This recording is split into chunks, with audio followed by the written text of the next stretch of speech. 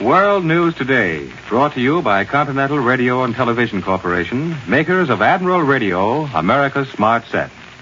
By shortwave broadcast, direct from important overseas stations, as well as the leading news centers of our own country, CBS correspondents are waiting to bring you a complete report from the world's political and battlefronts. But first, here's Doug Edwards. Prime Minister Churchill has returned to Quebec after a preliminary meeting with President Roosevelt here in the United States. The full-dress war conference will take place in Canada probably early this week. On the battlefronts, American troops have advanced 14 miles eastward in Sicily with enemy rear guards in retreat toward Messina.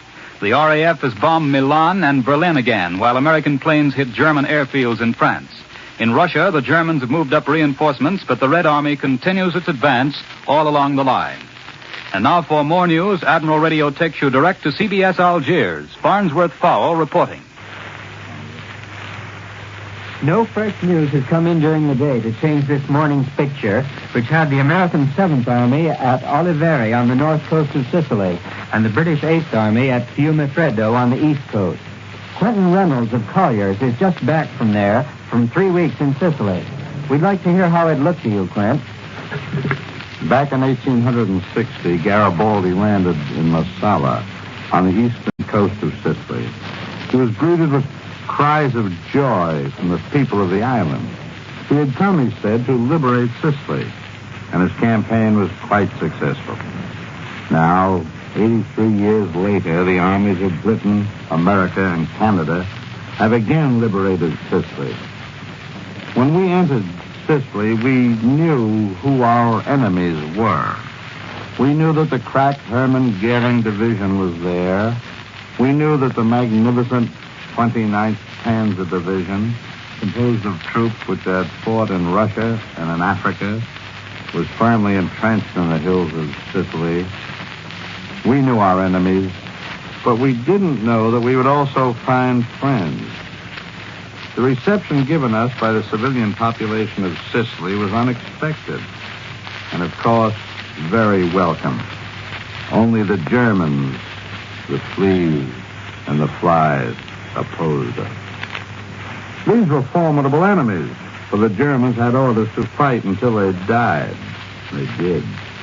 And the fleas and the flies, without any orders from either the Fuhrer or El Duce, fought our Allied troops 24 hours a day. But the civilians greeted our men just as they greeted Garibaldi 83 years ago. This was true even in cities which our airmen had bombed heavily, cities like Palermo, or that same Marsala where Garibaldi landed once upon a time. It puzzled you until you talked to the people, and then you realized that for 24 years, these people of Sicily had been suffering badly under the yoke of Italian fascism, and that they themselves had never been fascists. They had been forced to accept the responsibility of being citizens of Rome without ever having been granted the privileges or benefits of such citizenship. Rome always appointed the governors of the 9 provinces of Sicily. These governors received very nominal salaries, but they were permitted to feather their own nests, and they did a fine job of feathering. They sold all local offices to the highest bidders, and they levied taxes on anything in sight. Sicily was always the stepchild of Rome. When war came, Sicily's male population was drafted against its will. During the past few weeks, I have been all over Sicily, and never once did I ever see an unfriendly act or even an unfriendly glance directed toward our troops by anyone except the Germans, the fleas, and the flies. And now that we quite definitely have the Germans on the run, it won't be long before we have exterminated the rest of the vermin who still infest the island. Many of you listening tonight have friends and relatives in the 7th Army now in Sicily. I have seen them fight and been with them, and I can only say that it is a very great privilege to have been associated with these fighting men of ours, even in the minor capacity of a war correspondent. I return you now to New York. More news in just a moment. But first, here's Warren Sweeney with a word from Admiral Radio. Next time you visit your neighborhood movie and see a newsreel, watch for scenes picturing big guns of the United States artillery. Note the tremendous power developed by these guns as shattering explosions fling projectiles toward targets velocities of almost a mile a second. Note also the tremendous power of the recoil, the kick, enough to smash through an armored tank if it stood in the way. Here, in the shattering explosion and recoil, is proof of Admiral superiority. For only inches away from the recoiling breech is radio equipment built by Admiral. Tough radio equipment, which stands beside this bucking giant, is enveloped by acrid fumes of gunpowder, seared by heat, yet gets the message through to the gun crew with the same efficiency it would have while resting on a table in an air-conditioned room. The new skills, the new techniques and production methods, the research necessary to turn out tough Admiral-built radios for war will be adapted to peacetime production, to the building of Admiral radios for the American home after the war. They guarantee the post-war Admiral will be a step ahead, America's smart set, during the coming age of electronics. Now here once again for Admiral Radio is Doug Edwards. Columbia's traveling correspondent Don Pryor has reached the Rocky Mountain states on his tour of the nation. For his account of what he has seen there of America at war, Admiral Radio takes you to Salt Lake City. Don Pryor reporting.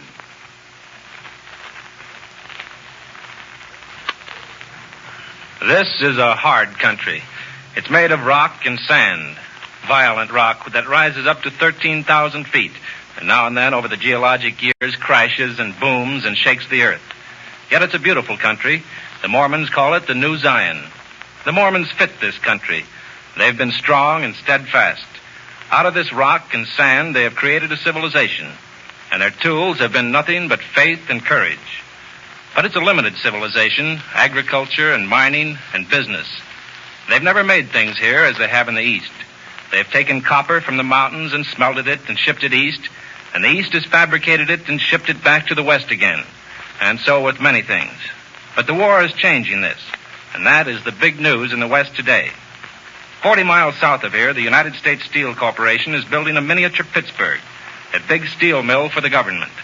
It represents the largest single appropriation for defense plant construction in the war, $180 million. Compared with Gary, Indiana, that's just a drop in the bucket. But out here in the West, it means a new life, a new trend, a new promise. While the war lasts, this steel will be used for ships. But the people here are looking beyond that, to the day when steel will be needed for the purposes of peace, all over a peaceful Pacific. They tell me that there's enough iron in the mountains here to last at least 50 years, and coal to spare, not to mention a dozen other minerals. The West is confident of the future and of its place in the future. But what of the war? To tell the truth, the war seems far away and very unreal. It's not that people here are unconcerned about it. Many have sons or brothers in the services overseas, and they know. But there is a difference. There's no dim out. Gas rationing is extremely generous. You see men and materials on the move, but you don't see harbors filled with ships and ships filled with men and guns sailing off in the night. All that makes a difference. But beyond that, these people are just about the same as other Americans. They buy just as many war bonds. Their production record is just as good. It probably isn't the fault of the people that the war is, in fact, a very good thing financially for most of them, or at least for the present.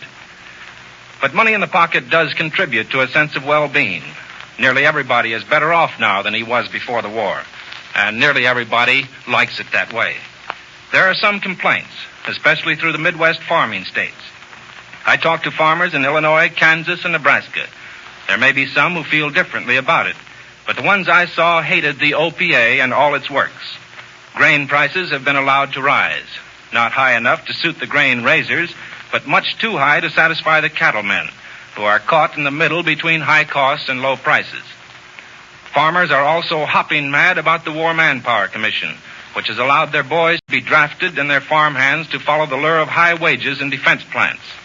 They are so mad about it, they are about to explode. And just now they are busy telling it to their congressmen. Listen for the noise when Congress reconvenes next month. This is Don Pryor in Salt Lake City, returning you to CBS in New York and Doug Edwards. Allied bombers have again carried the war to both ends of the Axis. For a report on this phase of the news and other developments in Britain, Admiral Radio takes you to London. Larry Lasser reporting. London does not yet recognize Rome as an open city, and Rome Radio has agreed that it takes both sides to declare a city open. It's understood here that President Roosevelt and Prime Minister Churchill will soon decide what requirements will be demanded and what guarantees will be necessary before the Allies give the nod. Their decision will have great bearing on future history, for no city before has ever been declared open and undefended unless it was almost under the guns of an invader. Air bombing alone prompted this unprecedented decision by the Italians. And since Germany might conceivably declare Berlin an open city, too, if she thought she could get away with it, the Allied command is apparently in no hurry to set up history-making precedents until we see just how we can take advantage of an undefended Rome. If the Badoglio government agrees to accept our conditions, some quarters in London believe that it might be possible for our troops to make a parachute and airborne landing and occupy the Italian capital forthwith. However, it's still a question here whether the Germans would agree to the Badoglio government accepting our terms. There have been unconfirmed rumors reaching London that Rome is already garrisoned by a German division. London itself is enjoying its usual quiet Sunday. Piccadilly and Leicester Square are crowded with American doughboys out sightseeing or taking their girls to the movies. The varicolored uniforms of many nations pepper the long line in front of that old favorite, Gone with the Wind, now in its fourth year. I return you now to CBS in New York. Here in our New York studios to discuss the German evacuation of Sicily is Columbia's military analyst, Major George Fielding Elliott. The German position on the northeast peninsula of Sicily seems to be disintegrating. It's not hard to understand why. The Germans are reported withdrawing in considerable numbers across the Strait of Messina to the Italian mainland under the protection of very powerful anti-aircraft concentrations on both sides of the strait. Thus, the fighting power of the rear guards, left to contest the twin advance of the British along the east coastal road and the Americans on the north coast, must be rapidly dwindling. The minds of the officers and men of these forces left behind must be turning more and more to saving themselves by getting to Messina while the escape ferries are still operating. As the Allied forces approach Messina, the peninsula narrows to a point. On both sides of this diminishing triangle, Allied naval forces are operating. The narrower the triangle gets, the more of its area comes within the reach of effective naval gunfire. And as to Messina itself, as the two forces converge on that city, each is likely to cut off the retreat of the German rearguard defending against the other. In the center, between the coastal roads, resistance apparently collapsed with the fall of Randazzo, which means that there's now no direct communication between the two parts of the German rearguard, except by way of Messina itself. The chances appear good for the capture of a considerable part of the German force on the Sicilian side of the strait, together with a good deal of the anti-aircraft material. While much of the anti-aircraft power may be German, which is suggested by the efficiency with which it is working, there are also suggestions that some of it may be Italian. These suggestions arise from the very low rate of loss sustained by recent Allied bombing raids on northern Italy. If the Germans have indeed stripped such great Italian cities as Milan and Turin of their defenses for the purpose of protecting the evacuation of the German troops from Sicily, this will hardly be a contribution to good feeling between the Italians and Germans in the crucial hours to come. Meanwhile, the last scene of the last act seems drawing toward its final curtain in Sicily, only 5 weeks after the first landings on that island were effected by the American and British forces under General Eisenhower's command. That was Major George Fielding Elliott. The eyes of the United Nations and the Axis, too, are on Quebec, where President Roosevelt and Prime Minister Churchill will confer this week. Admiral Radio now takes you to Quebec. John Fisher of the Canadian Broadcasting Corporation reporting. Quebec is famous for many things. One of them is the huge green-turreted Chateau Frontenac Hotel, which sits on the rock of Quebec high above the St. Lawrence River. In the 670 rooms of this mammoth chateau is more braid, brass, and military brains than has ever been assembled before under one roof. Staff talks have been going on for nearly a week. What has been said and done may affect the lives of millions of fighting men. But that's inside the chateau. Outside, we don't know the score. We can only guess. And Quebec is full of correspondents who spend most of their time speculating. The admirals, generals, and air marshals leave the outside context to the big chiefs, Roosevelt, Churchill, and King. So far, they haven't been here, with the exception of Mr. King, the host. But a few hours ago, Prime Minister Churchill arrived at Quebec direct from the United States. He gave the usual victory salute, but I noticed he was wearing a victory smile. He looked very happy. And this is merely a little gossip piece, but Mrs. Churchill wasn't there when the train arrived. She and Prime Minister King dashed up several minutes late, looking very embarrassed at holding up the ceremony. Mr. Churchill chided them, told correspondents he found the weather agreeable in the United States, and then dashed off. Daughter Mary was with him, dressed in her army uniform. But we expect tomorrow or next day, the public will be let in on the secret of what this Quebec conference is going to deal with. President Roosevelt is due shortly. A lot of people thought he was here the other day because of a little black dog that looked like Falla. He insisted on sitting in the center of the hotel lobby, and nearly everyone paid homage to him. They thought it was Falla, but it turned out to be the manager's dog. This is John Fisher of the Canadian Broadcasting Corporation, returning you to New York, and Doug Edwards. For news of the war against the Japanese, Admiral Radio takes you after a brief pause across the Pacific to CBS Honolulu. Webley Edwards reporting.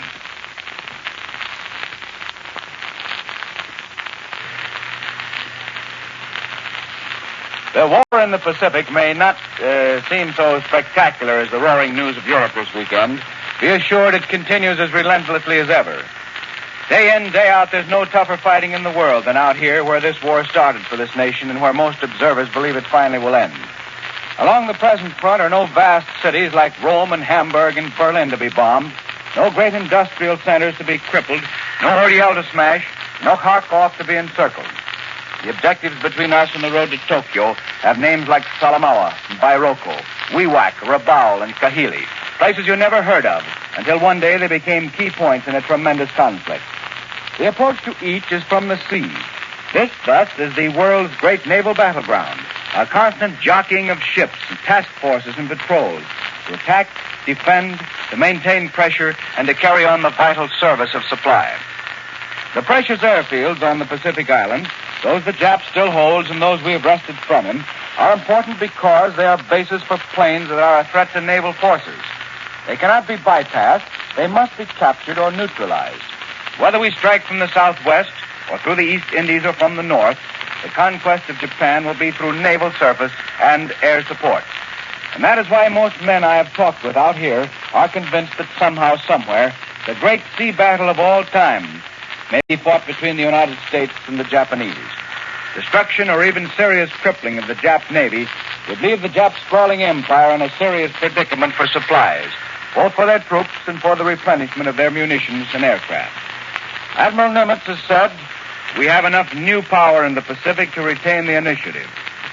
I believe every man in the Pacific Fleet is convinced that this war could be speeded toward its end by a great naval battle in the Pacific. The fleet is eager for it. The Japanese may not be so eager. The big scrap will be a vast operation with battleships, aircraft carriers, great numbers of airplanes, and attending cruisers, destroyers, and submarines over a wide battle area covering thousands of miles. Meanwhile, the war of attrition continues, the softening up of Jap bases and aerodromes by our superior air strength and the hard fighting through the jungle by our ground forces. The news may not be as spectacular from the Pacific today as it is from Europe, but be assured that America's meanest fight is going on out here. This is Webley Edwards in Honolulu. I return you to New York.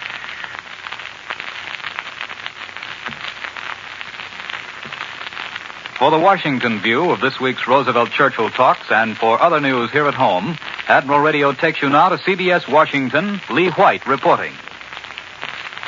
You've already heard from Quebec about Mr. Churchill's preliminary conference with Mr. Roosevelt somewhere in the United States.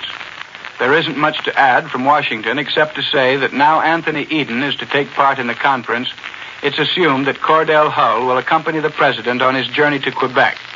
When that will be, however, is still being kept a secret. At last reports, Mr. Hull was still in Washington. Yesterday, he conferred with Norman Armour, who's been recalled from his post as ambassador to Argentina. In diplomatic circles here, it's not expected that Mr. Armour will return to Buenos Aires, if at all, until the Ramirez government gives up its current dalliance with fascism and decides to live up to its promises, continually unfulfilled, of cooperating with the United Nations. What Mr. Armour's new job will be has yet to be announced. That he will succeed Sumner Welles as Secretary of State, however, as Undersecretary of State, however, has been officially denied. The War Manpower Commission last night revealed the full details of its new policy of work or fight. Under the new system, no eligible father will be excused from his obligation to contribute toward winning the war. But if he doesn't want to be drafted, all he has to do is to take an essential job in war industry, and he'll be indefinitely deferred. The Manpower Commission has published a list of 149 critical occupations where workers are badly needed. Anybody who enters such an occupation between now and October 1st will be excused from military service. If he doesn't, however, and his present occupation is regarded as non-essential, he'll be eligible for the draft unless deferred for reasons of age or health. The Work or Fight program is the administration's final attempt to solve the manpower problem by means of persuasion. If it doesn't produce results, the president's expected to ask Congress for a labor draft law. As for the gasoline problem, the latest report is that A rations in the East are to be increased to exactly 2 gallons a week. OPA will make an announcement on the subject sometime tonight. I return you now to New York. Bill Downs, Columbia's correspondent in Moscow, reports by cable that the German High Command ordered counterattacks on 3 active Russian fronts today, but front dispatches say they all failed. The German position at Kharkov appears hopeless. Fighting continues in the swamps around Karachev on the Bryansk front, and the Russians report a steady advance in their new offensive from Spaz-Demensk. And now, once again, here is Warren Sweeney with a word from our sponsor. In 20 years, radio has become a necessity in every American home. But it's even more of a necessity on the field of battle. Radio has probably played an important part in every battle action which has been described in this Admiral broadcast. Today, both great Admiral plants are working at full speed, turning out many kinds of radio equipment to help meet the requirements of our fighting men. The need for radios on the home front, therefore, can be met only by taking proper care of all home sets now in operation. Treat your radio as the precious, irreplaceable instrument it is. When service is wanted, call your Admiral dealer. With full assurance, he is doing everything in his power to keep all radios, regardless of make, operating at peak efficiency. After the war, Admiral will resume production as the world's largest manufacturer of radio phonograph combinations with automatic record changers. Will adapt the wartime advances of science and industry to the peacetime production of America's smart set. Attention, men and women of Chicago. Your country needs you. Help build vital communication equipment for our frontline fighters at the great Admiral plants in Chicago. The work is easy and interesting. No experience is necessary, and you'll be paid while learning. The factories are modern with the latest type machinery as well as company cafeterias for your convenience. Simply go to the employment office of the Admiral plant at 4150 North Knox Avenue by taking a Montrose streetcar to 4600 West. Or take the Armitage Avenue car to the Admiral plant at 3815 Armitage. Get into radio now, the modern business with a great future. Be sure to listen again next Sunday when Continental Radio and Television Corporation brings you World News Today, direct from the leading news centers of the world. This is the Columbia Broadcasting System. The WBBM Air Theater, Wrigley Building, Chicago.